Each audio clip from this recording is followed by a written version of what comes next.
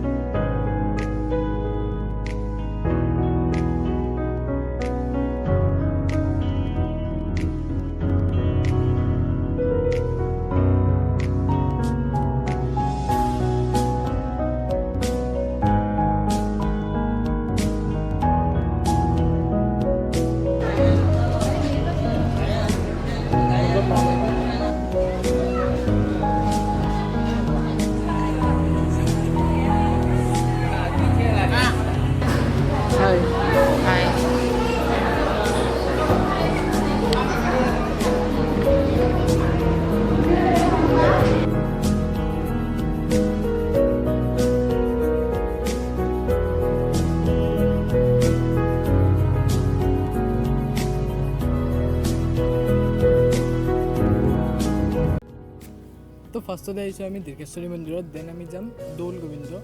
and বহুত ধুনীয়া পৰিৱেশ এটা বহুত বেছি মানুহ নাই কিন্তু কম মানুহ নাই এণ্ড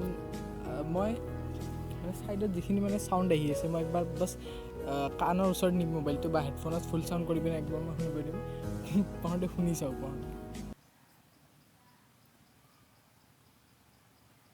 ইফালে নদীৰ মানে নিজৰা টাইপৰ কিবা আছে নেকি তাৰে মানে শব্দ এণ্ড ইফালে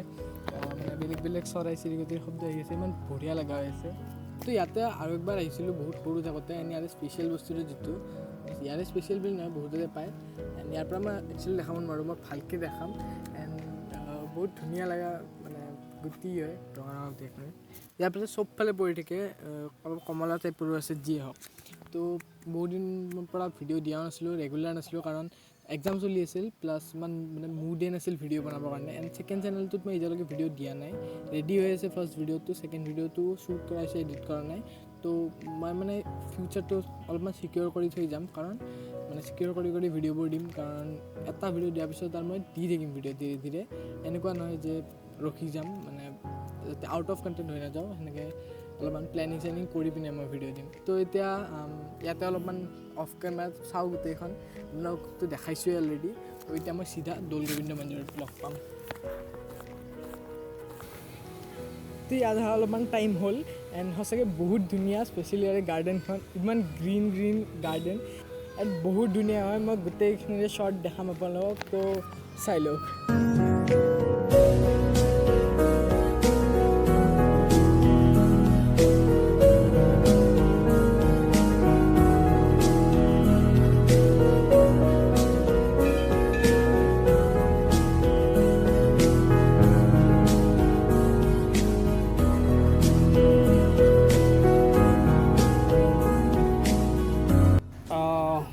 মই দ্বিতীয়বাৰৰ কাৰণে দৌল গোবিন্দ মন্দিৰলৈ আহিলোঁ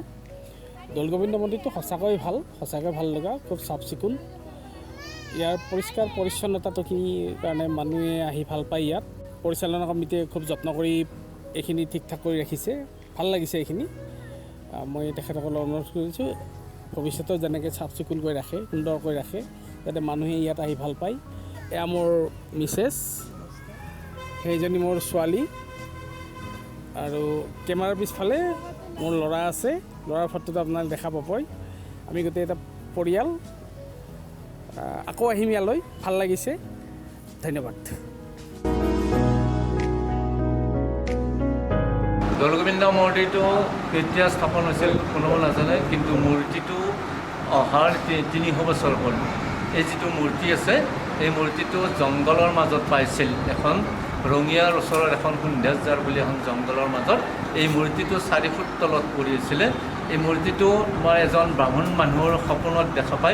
দেখা পাই উদ্ধাৰ কৰে তেওঁ উদ্ধাৰ কৰি ইয়াৰে এজন আনন্দৰাম বৰুৱাৰ দেউতাক গৰ্গৰাম বৰুৱাই এই মূৰ্তিটো লৈ আহিছিল তাৰ পৰা আজি 300 বছৰ আগতে ঘোঁৰাত উঠাই লৈ আহিছিল আনি কিনে এটা সৰু জুপুৰি ঘৰত এই মূৰ্তিটো স্থাপন কৰিছিল ইয়াতে আকৌ স্থাপন কৰাৰ ঠিক পিছতে আকৌ ইয়াৰে গাঁৱৰ মানুহৰ এটা মূৰ্তি আছিলে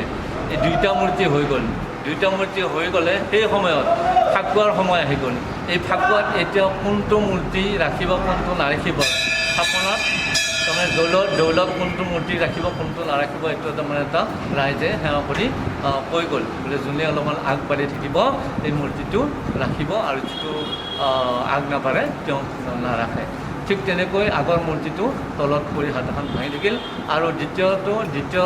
মূৰ্তিটো তোমাৰ তেতিয়াৰ পৰা দৌলত স্থাপন হ'ল সেই তেতিয়াৰ পৰা এই মন্দিৰটো দৌলগোবিন্দ নামে প্ৰচলিত হ'ল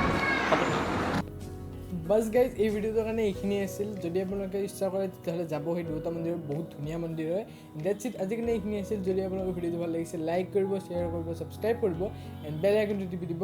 বাই বাই